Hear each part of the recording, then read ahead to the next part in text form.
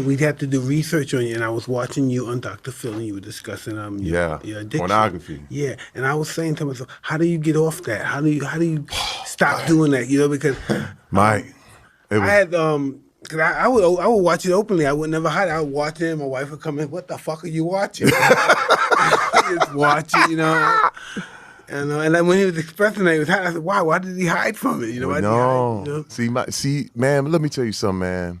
Mike, I knew I had a problem, dude. I was like, because you know, the thing is, people say, man, look, pornography. Hey, man, it's natural. Like, you know, I'm a man, so it's natural. I don't know. No, that's interesting. I have to comment on that. But that's what people say. They say it's natural, right? Because I don't know, because I want to do weird stuff with my wife. My wife looks at me weird sometimes. I want to do some weird shit. You know what I mean? And I guess that freaked her out a little bit. They stopped watching. They stopped watching because I know she was stuck. And I guess my son or somebody one day came by, used my phone and saw porn on the phone and shit. So I just had to stop. We got really out of hand. Dude, first of all, and I got tired of my dick was always scabbed up from jerking off. I always getting the skin off my dick. My skin is all peeled off, man. I fucking can't fuck, can't do nothing. It's all sore. Hey, man. Fuck. First of all, listen.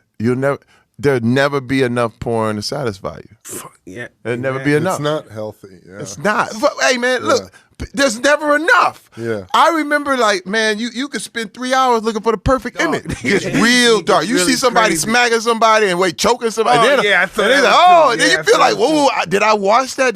Was I a part of that? There's because so you watched it shit out there. And listen, it gets darker and darker and darker. I'm watching. I'm scared somebody's gonna check in on me and say Mike is watching crazy shit, and the whole world's gonna see me watching this shit. I have a daughter, and my fear is that, you know, she's in school and some kid who has a phone fucking shows her some video or something. I've heard stories from parents about their kid is on a school bus, some innocent, you know, 12-year-old girl, and some fucking asshole boy takes his cell phone and shows her some fucking porn video. Evil. And just scars the girl. But you know, in situations like that, we live in this world, and he's just gonna have to get a visit from her brothers or cousins or something. And somebody has to explain, because certain things like that we have no control over. You know, when they're in school, we have no control over. I know. I said this, and it's funny. I said this at a women's conference, which blew everybody's mind. But I remember in the NFL going to, you know, one of the things, you know, you stop in, you go to Atlanta, and they go to Magic City, they go to the strip club, and I went with the guys. Right. Magic City is just, man. You know. Yeah, it's a den of iniquity. When I used to go out. You smell it first. Oh, man. I feel real. When I'm in Magic City, you know what I think of Magic? I'm thinking the fucking guys had on the slave ships coming back. God damn, you smell it first. All those first. fucking bodies and It's shit dark. rolling over everywhere. Big asses and legs. Oh, it is dark. Boobs. Wait, man, you know something wrong. Like, you know, you just go in there like, oh, man, I descended into hell. I descended into hell, first of all. That's just how I was living back then. I hear you. Listen, hey, man, I was there. I seen it. Yeah, I mean, I really want to hear because I played in the NFL. Yes. I played 6 years. Okay. The culture is so much what you're saying. You understand? And to hear you talk about it, it's like every guy coming out of football is trapped in this psychological prism of how you're supposed to be.